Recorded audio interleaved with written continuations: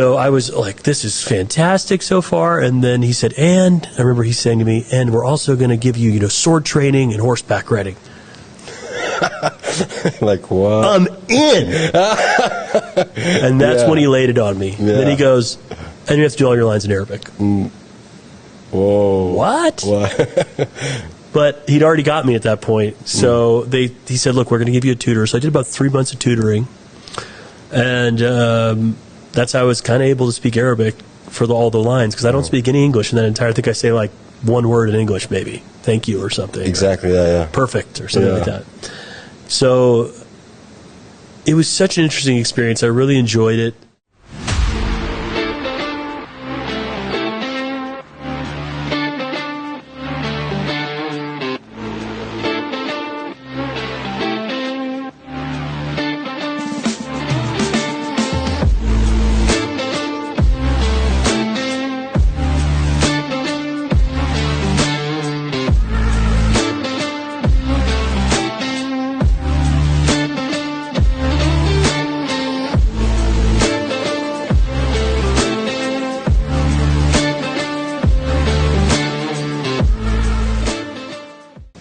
Three, two, one. Hello, dear viewers, and welcome to Podcast So. My guest today is Todd Albert Nims. Todd, welcome to Podcast So. Such an honor to have you with us, my friend. It's my pleasure. Thank you so much. So, Todd, wow, you're a film director and so much more. Tell us more about you. Well, I would say that's a producer, and it's so multi-hyphenated. A director is a little misleading. Yeah. I have directed, of course, but that's not all I do. So I've got multiple hats I've worn. But I don't really know where to start. I mean, go for it, man. I got time. Well, you can order coffee, you can whatever, go for it. Sure. I mean, I've been here in Saudi now since about 2007. Yeah, I was going to ask you that. And have been making kind of films. I made a movie that got me invited over here about Saudi, and that was called Home, the Aramco Brat Story, that we self-funded back in 2007. We actually did crowdsourced funding before there was crowdsourced funding for the film. Wow. And it was really a story about Saudi Arabia, but through the eyes of expats that grew up here like me. So I was born in Dhahran. My father used to work for Aramco. All right. And you were born in Dhahran. Your father was born, and then you went back to the States, and then came back and told us. Yeah, I mean, we were here off and on when I was a kid. So we were here till about till I was 5. We left for 5 years, and then came back in '90. Right for the Gulf War to break out, so I was here for part of that, and was kind of evacuated for a little bit. So that was quite the experience to kind of be here when there was, missiles flying or Scuds and having to go put the gas mask on. Yeah. But I think anybody that was here during the Gulf War also felt there was a real sense of community, and it was an amazing time to be alive. And I was here till about 15. And then went away for boarding school, and then college, and worked out in Hollywood, and kind of got my start at the bottom there. I signed up for Universal Casting. In fact, I couldn't even afford to be in Hollywood. I had to take a job selling hand lotion for an LA company in Chicago for like 4 months, and then I got back to Hollywood, and then kind of signed up for Universal Background Casting, and then just started getting on sets way back then. And pretty quickly realized, after kind of teaching myself Final Cut and getting online, and that was a great time, because the internet was that was an amazing time in content production, because the DSLR camera was really just coming into its own. So the cost of filming was coming way down. It was coming away from regular films into digital forms of filmmaking. And also things like Final Cut Pro and other programs, software programs like Premiere and everything else were becoming very powerful. Absolutely. And able to be used at home. So if you were someone that wanted to kind of learn, and you could learn, it was great for me because I could learn on set, see the way big things were done on a big level, but at the same time also come back and teach myself all these skills And that was also the time the internet was kind of taking off. You could learn a lot online. And I was very, very fortunate to, I think, kind of get a chance to see all these sets, meet a lot of people, learn a lot quickly, and kind of pretty quickly realized you could either work your way up in a way like, I guess you could say the corporate version of entertainment. I mean, studios are wonderful, but they are big. And there's a real hierarchy and it's like the military in it. And that's great. And there's a lot to learn there. If you want to produce or direct things, you can also, one of the ways to do that really is to go produce and direct things. You just have to start doing it. So we have this reunion every year in the States for people like me, Aramco brats, we call ourselves. They grew up in Aramco. Really? And it's our own put-together thing. We funded ourselves. And we had this big reunion in Houston, about 1,000 people in 2005. And I was fortunate to get another brat who had a local production studio. And we went and filmed basically about over 100 interviews at this reunion of people that had grown up there like me and tell their story about growing up here. And those are people that were here like from the 40s. And that was back in... This is 2005. Okay. So this is telling their story. And you were saying people who were from the 1940s. I'm sorry. Yeah, it's from the 1940s. So people that were kids there during that time, like 50s, here, grew up here. In the 1940s. And 50s, and like all the way up through... And they all worked in 2005. Right? And they had all been the children of people that had worked at Aramco, so they had actually grown up in Saudi Arabia. In Saudi, like me, in a way, off and on at different times. And we pre-sold the DVD to the people that we were interviewing, and pre-sold the DVD to people that were there, and then did the trailer and put it online, and pre-sold the DVD online through a PayPal link when PayPal was just a thing. Yeah. And that's how we funded the film.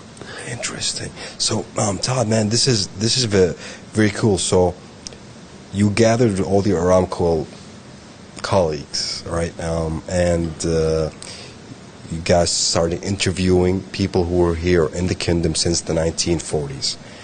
And you created a film, is it? Or yeah, it was a movie. It was a movie. So we also got all their footage, their archive footage. Most of these people had like all kinds of footage from different eras. And we used that along with, I got some of the Aramco archive and we mixed all that together along with sort of putting together the whole narrative that formed through asking kind of about the life. And I conducted those interviews. We did it, like I said, over 100 interviews.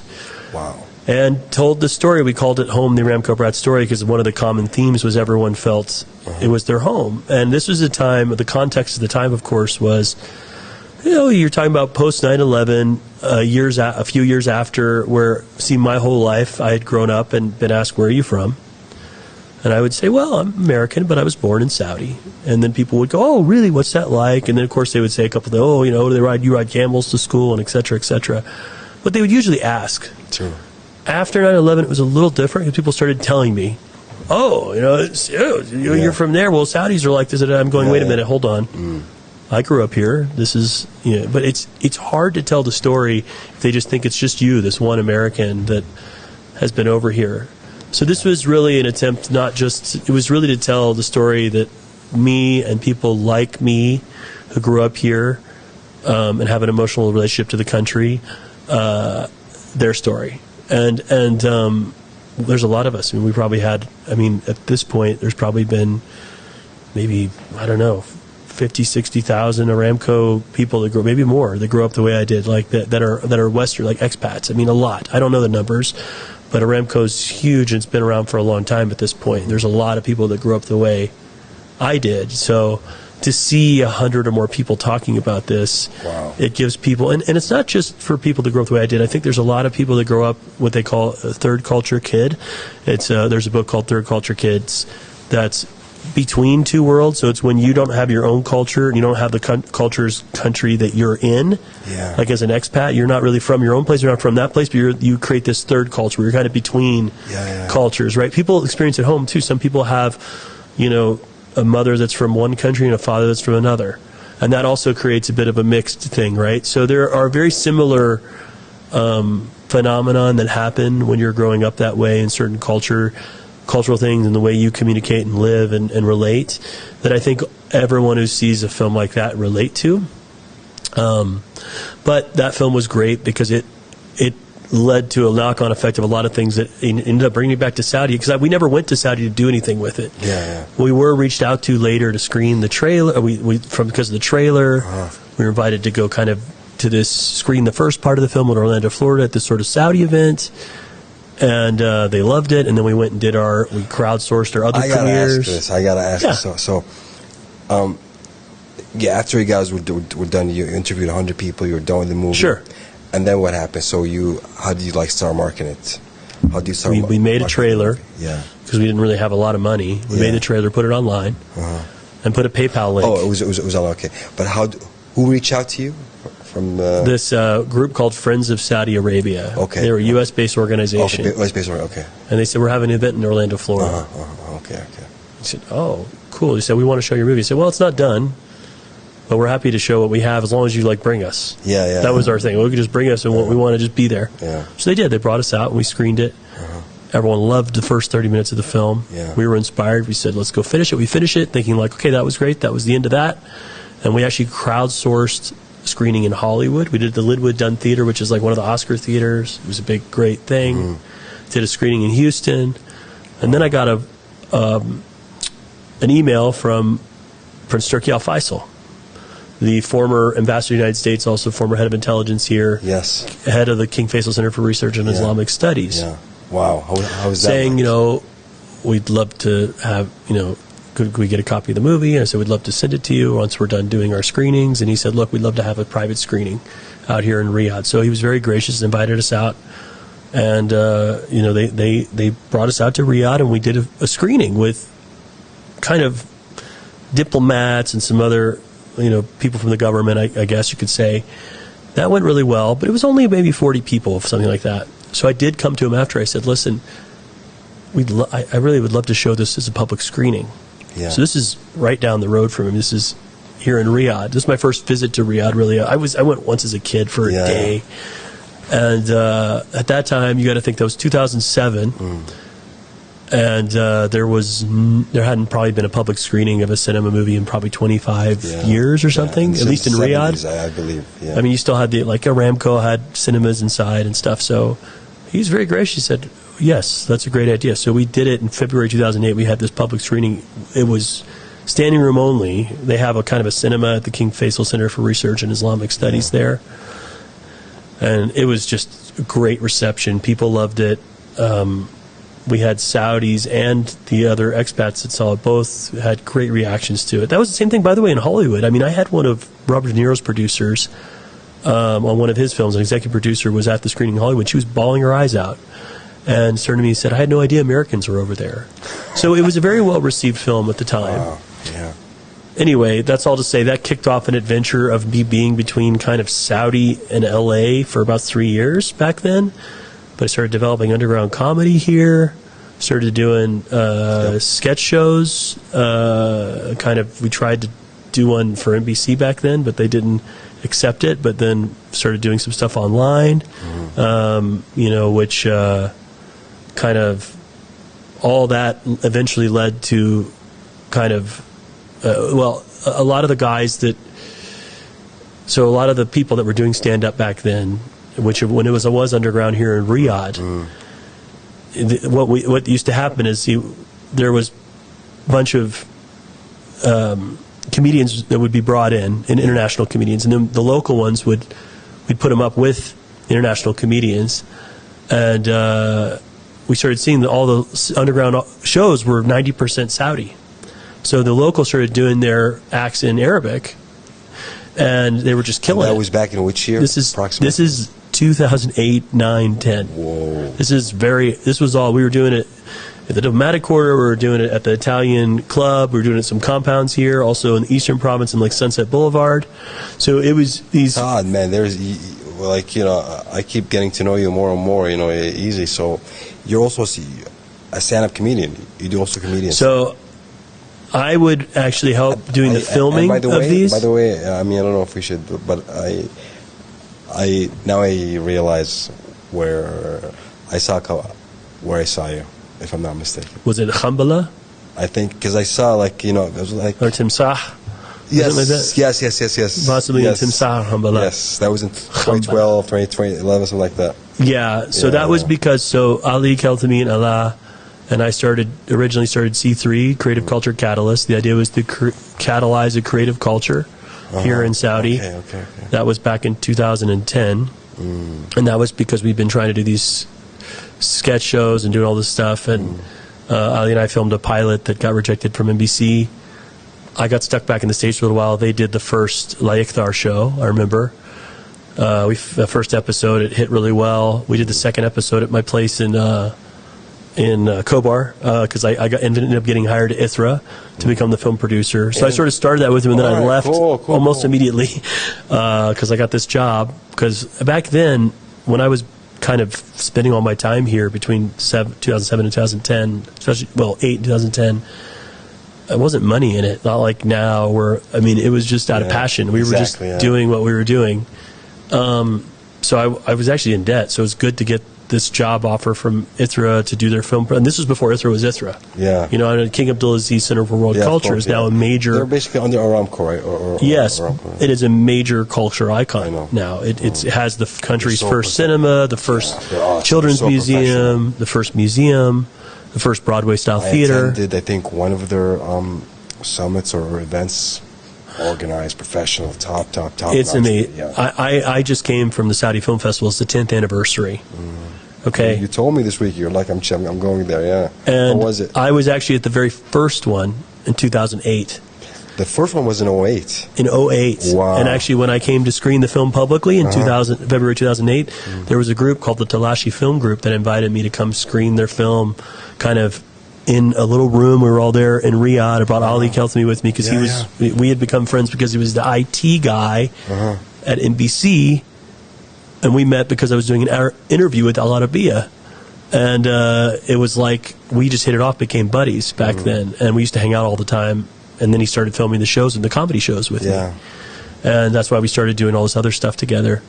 But it's funny how things build on itself. Now Tafaz is huge. Same with, Ali just did a great movie. Todd, I'm so interested in this. That's why I'm stopping you because there's every detail I want to know about. So, in 2012, you got the job with ITHRA. You're like, now 2010. 2010, you got the job. You're like, October okay, 2010. Now I'm back. I'm paying my debts. Life's good. Not bad salary. Chilling in a cool community, I would say. So I was no longer in Riyadh. I was between Riyadh and LA for a while. And now that's you're based in. I get this job at ITHRA, and I start paying off on my debt. And meanwhile, still kind of doing these sketch shows with them on the side. I ended up feeling really bad because that's a lot of sweat equity, and also they were doing everything in Arabic. I don't speak, this is so sad, I don't really speak Arabic.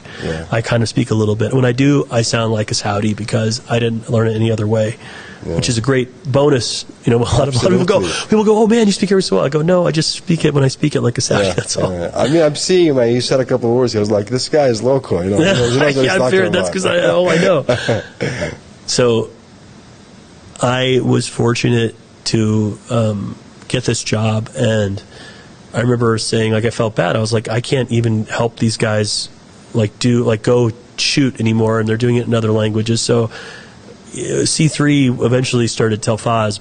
I was already out by I think C3, after you said? C3, that standard for Creative Culture Catalyst. Okay. So that was the company that it's actually licensed. We started a commercial license under the Creative Culture Catalyst way back then. It was with Ali, myself, and Allah, who I gave, because I felt like I couldn't do anything, I gave my shares to them back then. Now people are like, what did you do? But you know what? Honestly, it was the very early days. It was worth something. You your cut to the company to Yeah, because I felt like I couldn't contribute. And honestly, I probably, I don't know. It's like one of those things. I guess I'm not the best business person when it comes. I wasn't, at least, and probably not. I'm not a bad business person, but I usually look at. I'm not money driven. I'm usually project driven. Yeah, I get you. And that's all it was. And I said, I can't help you guys. I'm not sure. I put in a little bit to get things going, but those guys have done all the hard work to make it there. I don't want to claim I'm like at all the responsible for what they. I was a part of it in early days, and they were very gracious. And Ali started putting me in a lot of sketches. That was, you're talking about acting. I did a little bit of acting back in Ali, but not really. So anyway, I got to be in Khambala. That was kind of like one of the first, like maybe third or fourth episode of Khambala. It was called Cultural Collision. That was probably when I became, I guess, my moment of Saudi famous. I say that. I actually got a lot of recognition for the Home Acrobat Story thing, but it was at the time, it's still one of the most popular episodes they did. And then because of that, Timsah, a couple episodes of that. Yeah. And then, you want to jump way ahead to now. I basically just was on this is like not my main thing, but I really enjoy it. I enjoy the acting. I've done a lot of acting training and stuff. I'm doing an improv. We brought Second City over recently, which is a huge improv group that's trained, Steve Carell, all these guys came through that, like Steve Carell, Tina Fey.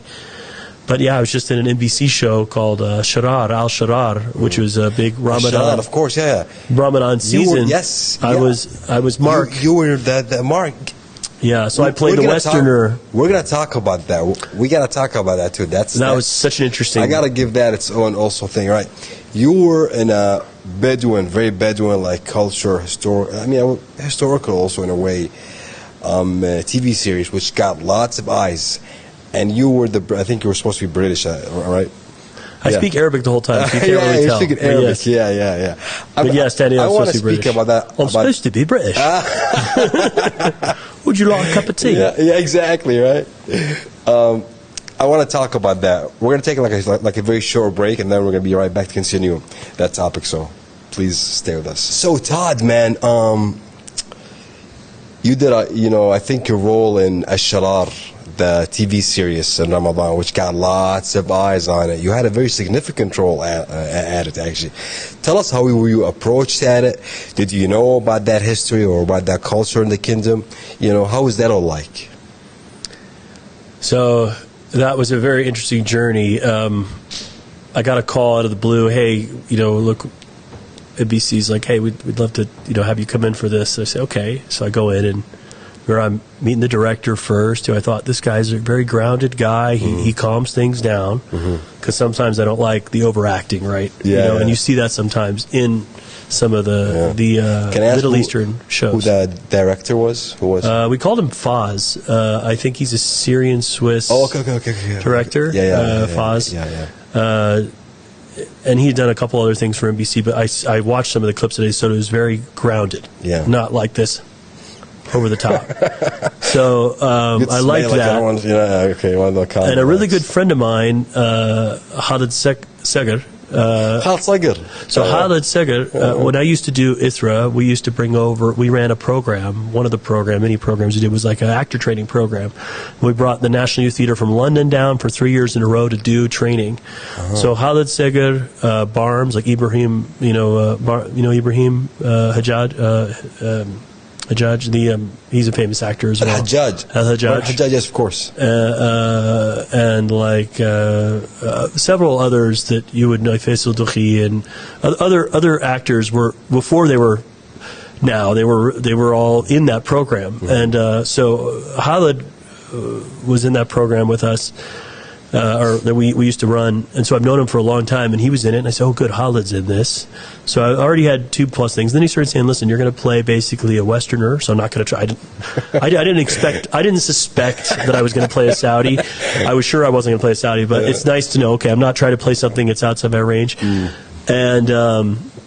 And then he said, takes place around 100 years ago, which I love that time period. I do know a lot about that time period because I've been working on a script for now 16 years. That's a script about Abdulaziz, the founder of the current Kingdom of Saudi Arabia, the King Abdulaziz, and sort of his whole story. So there's a lot of reading I've done around that time period of between kind of, just before the turn of the century, like late 1800s and the early 1900s. And it fascinates me, that time.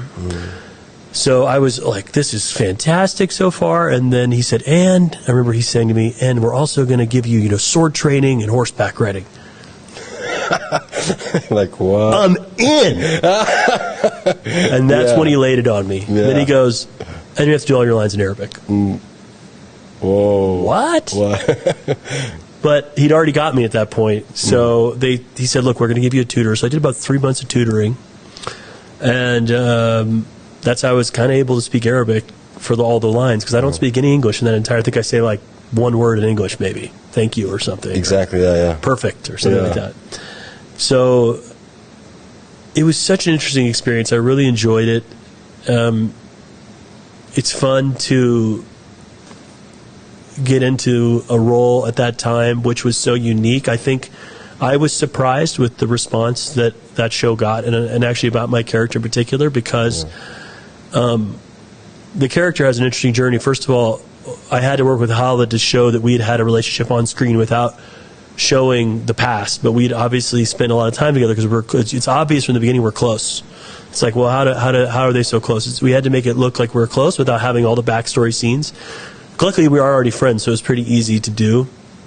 But we did have to kind of work that out. Like, how would we act with each other? Would he be formal with me or not? But I've been in the town a while. I mean, I know you probably got this a lot, but I want to say something. I mean, I watched it. You know, my fiance was a big fan of that show too. So she was like, "Yeah, Ali, see this episode." I think you were. I think it was like you were phenomenal. You were top notch acting. I mean, it wasn't like. Thank you. You know, I mean, you said that you're not a full-time actor, right? Because you do like film directing, producing, but you were like top notch. Thanks, man. I think the whole crew, the whole cast was great. You know, Khalid did an awesome job too as well. But you know, that was great acting. Thank you. I appreciate you saying that. I was actually believing you as who you are, as who you're supposed to be. You know, I was. That was so. Yeah. That's what every actor wants to hear. Exactly. Yeah. That's what you want to have happen. Yeah. And that's what I was really pushing, because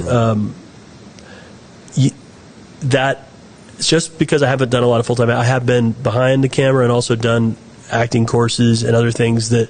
Obviously, the training we used to do and all these kind of things. We brought over Tom Todorf. I mean, way back in 2008 or 9, he's one of like the top conservatories out of New York. We brought him to Saudi a long time ago. Wow. So I got to do that. And so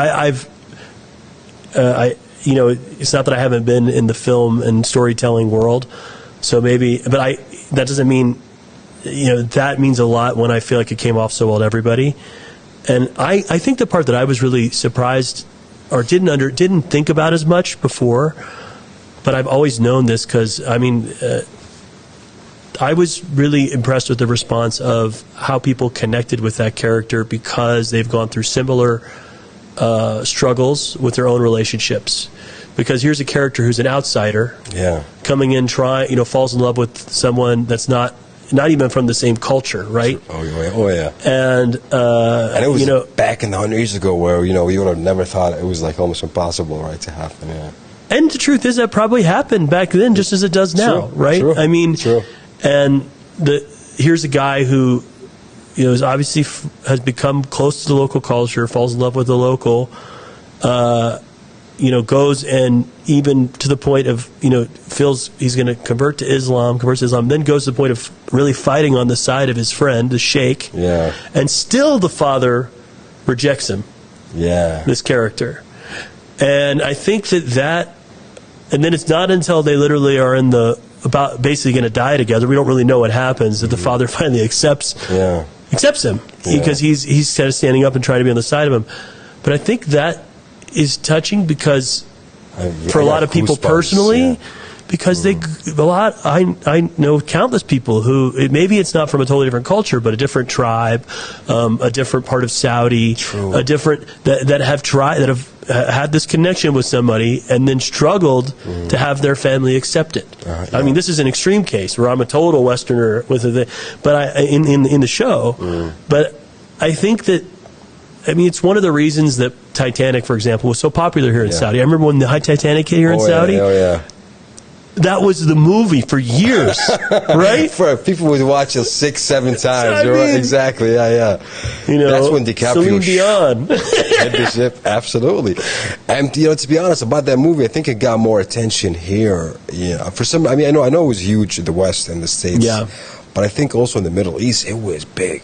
Yeah, it was big. it was huge. Everybody, and I think that's when DiCaprio also probably got his. That was when he really Yeah, launched, I would yeah, say. yeah. But that is a story, not so much of totally. I mean, it is different worlds, right? She's there's a poor, a very high Man, society versus low I have society. a question for you, man. I have a question for you. So, does that could you relate to that individual?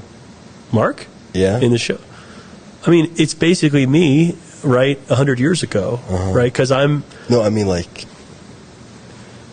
the whole story, like the whole part of what he's so close to Shay, and then he falls in love with someone. Could that relate to you in a way? I mean, look, I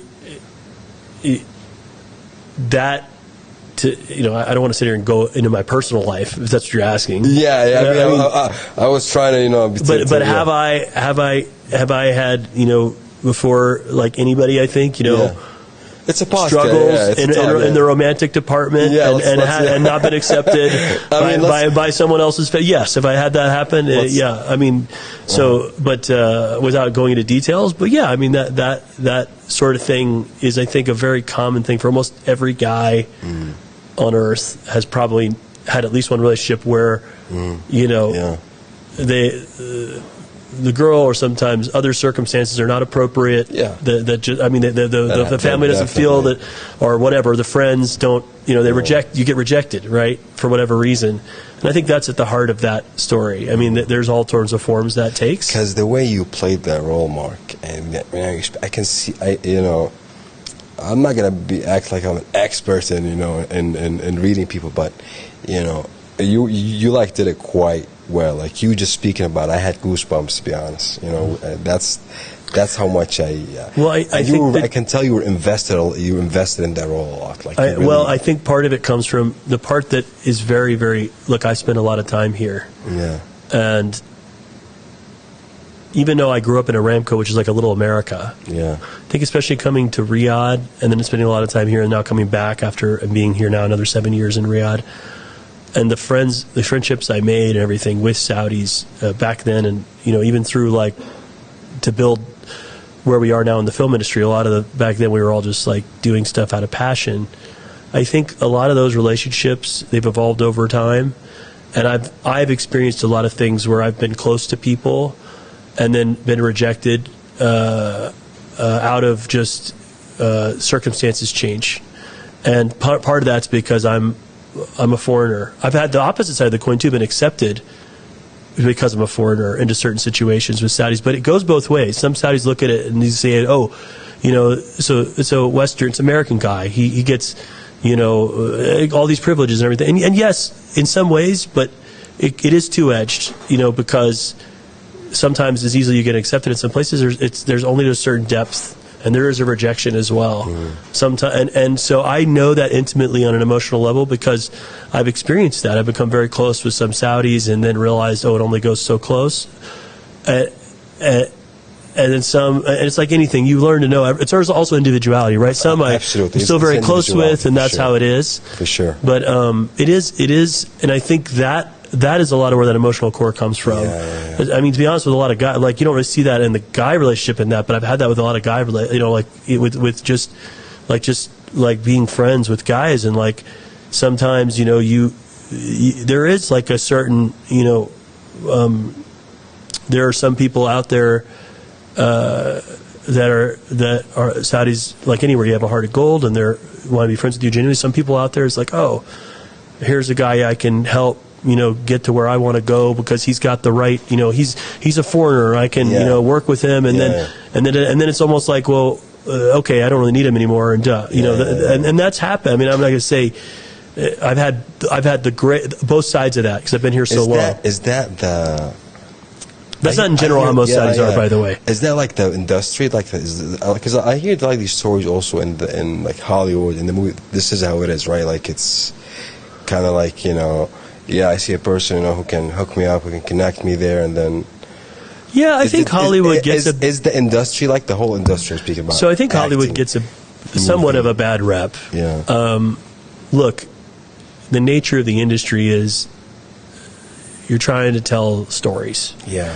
And there's so many people get excited about a lot of things because you think, oh, I'd love to do that, I'd love to do that. But there's also, to bring a project together ultimately takes money, and it takes things that not everyone has all the time. Absolutely. So there's a lot of like, hey, let's talk about this project. Do we all want to work together?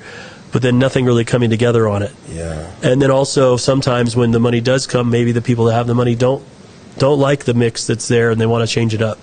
And so if you do take things too personally, I think it's not the business for you, because sometimes it's just the circumstances. Like, you might also be a great actor, for example, if it's acting you're doing. I've been on the directing side too, or the producing side, like, and the truth is like, you might be my best buddy. Not that that's why you should hire anybody, but you might be, forget it, you might be the best actor. I know you personally, and I think this guy's great. Unfortunately, the script does not call for what you kind of are, even at the highest levels. You think about, like, I think De Niro's a great actor, for example. Yeah, I love De Niro, man.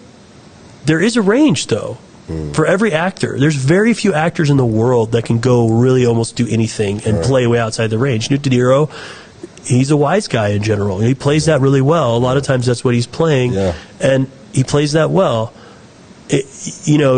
That is the general rule for a lot of people. You can't go out to go outside that range and cast them outside the range. It just doesn't make sense. You don't usually cast a woman for a man's role. You don't cast a man for a woman's role. That's the most basic thing. Yeah. But there are also certain essences that people have that you can read. It's like when you see someone out in the regular world and you go, God, I think that guy's been in the military. And you go up and talk to him and go, oh, turns out he's been in the military.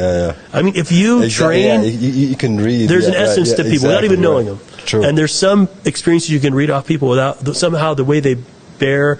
Sometimes you can look at someone and go, God, they look like they're divorced, or they've lost, they don't have family anymore. Like, you can, if you really, it's a fun game to play. If you ever want to do that, it's good. It's a good practice skill to get, because you can do that. You can get good at casting. True. Especially Saudi needs that for casting, especially because I think that is a great way to get first-time actors if they have that core already, and you can train them in the acting. If they fit that role, and you can do that, that's a way to cast. Do you think, like the acting, or actors here, that business or that industry in general here in Saudi Arabia, actors, you've been here for 20 years, so you know what I'm talking about.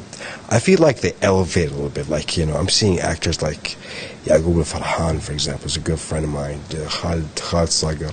They're elevating. I mean, the level is, I think they're able to do drama in in a different way. Like that movie, that series, Ash-Sharar, I saw some, especially, yourself, Khalid, a couple individuals. I think you guys, Reem as well too.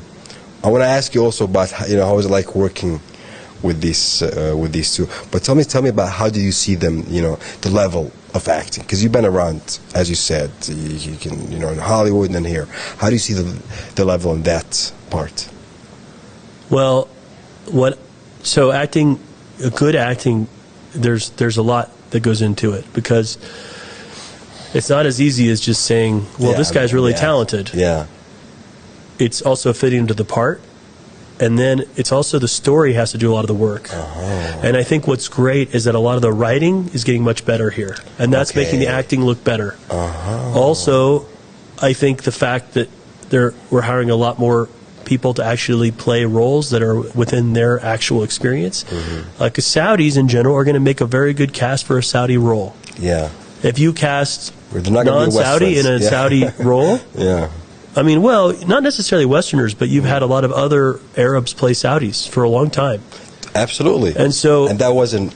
I know it wasn't intentional, and I know a lot of the reasons behind that. And that's why I think it's great that we have that happening now in a way that we're starting to have. First of all, Saudis tell Saudi stories, and Saudis play Saudi roles.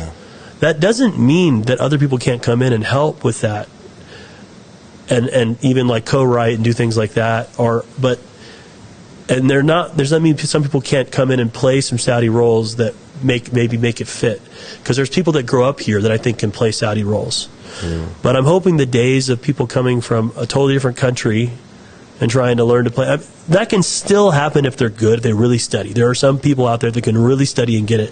But to know the most people don't realize there's certain mannerisms, even the accents, very tough to nail. You know, you have the Nejdi versus the Hijazi versus the, you know, you have the South. You have all these different, like the, you know, the Chassawi with like the chewing, the, you know, you have all this like these certain mannerisms that you really have to, people that are from there know. And if you're, especially if you're doing it for Saudi audiences, I think the truth is a lot of Saudis weren't consuming their own media in general, or they weren't.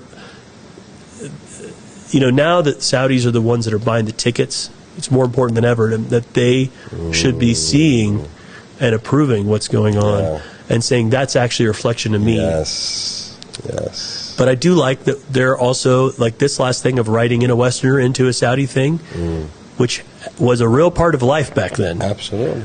Is important too, you know, to show to write this in and to show these kind of things and to show the dynamics. True.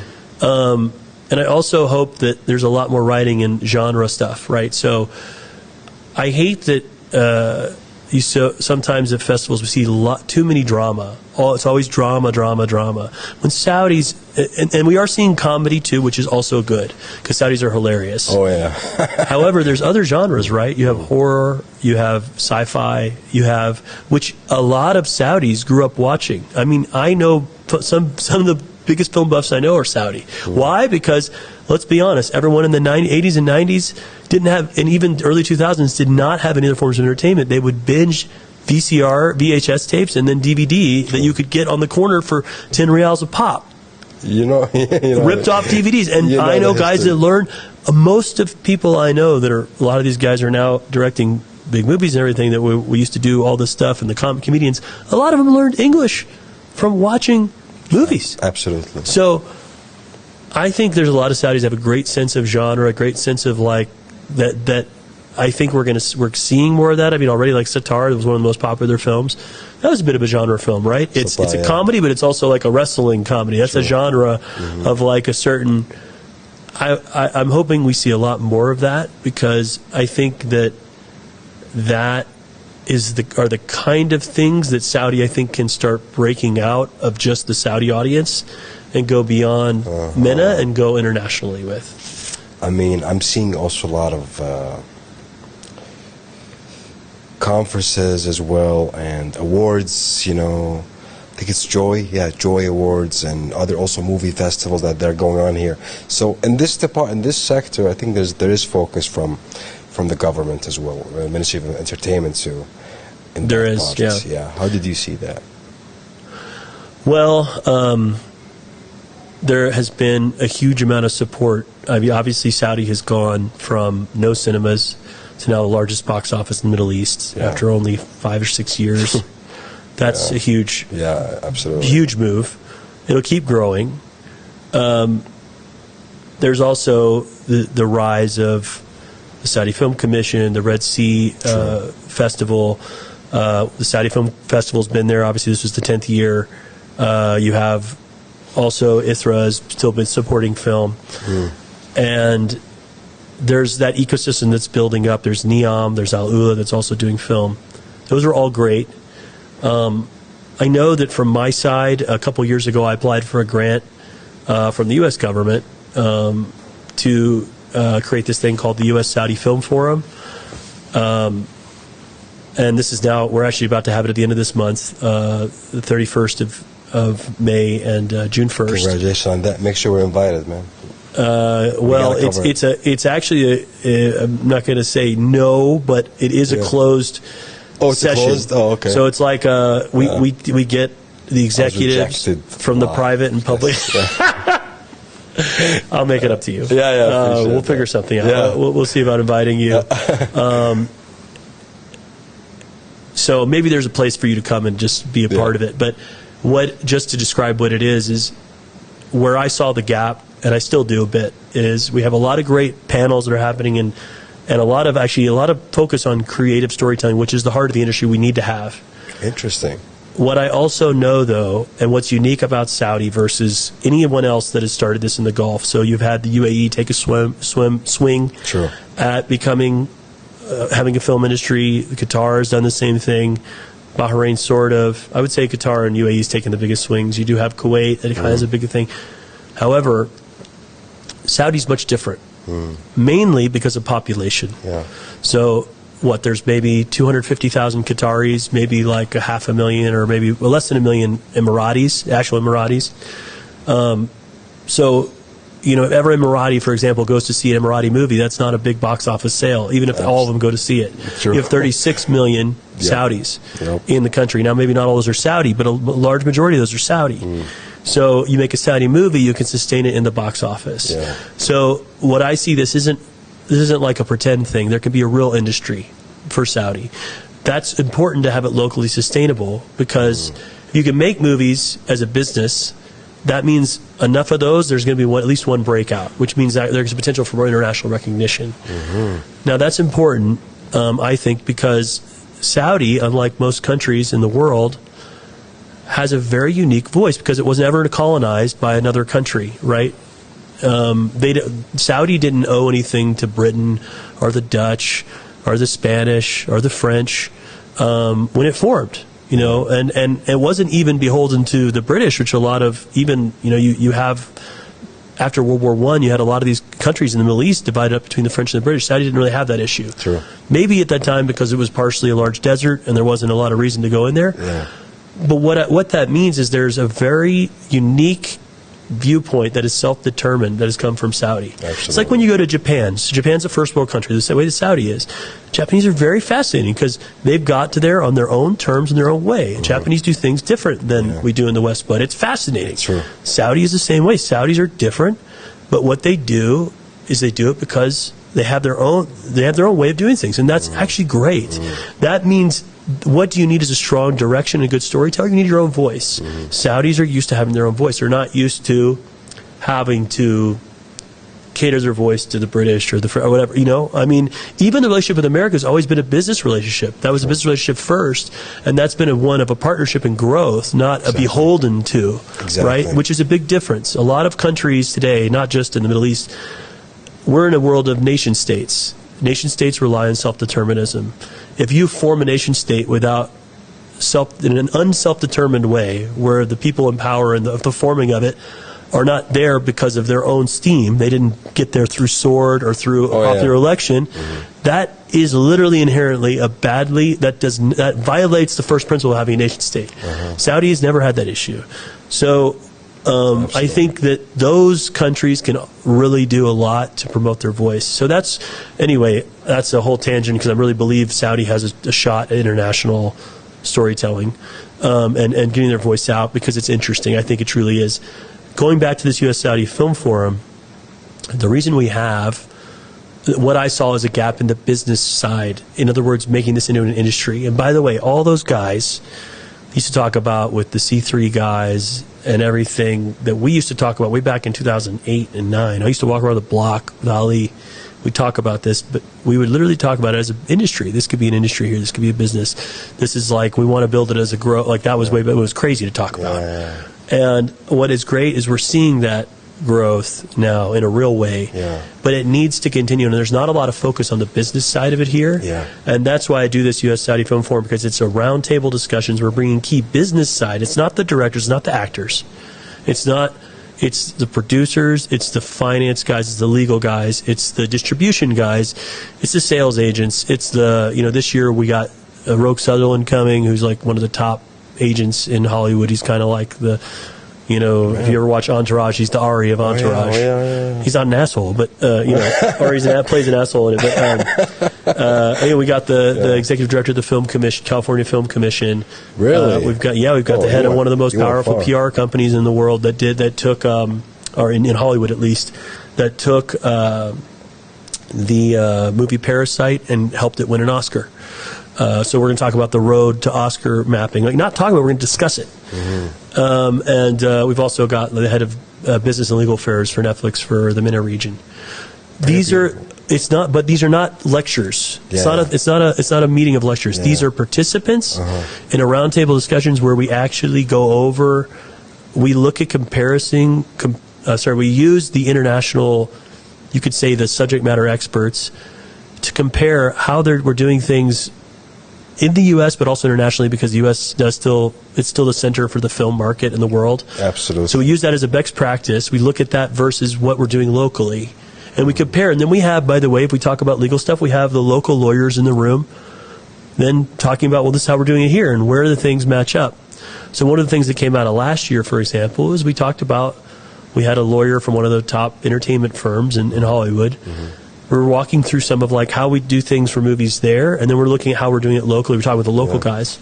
One of the things that came up is we have no standardized contracts across the entire chain here in Saudi. There aren't really standardized contracts either in the West, because every studio has their own, but if you could start out now at an early stage making them standardized, you'd save everyone a lot of money.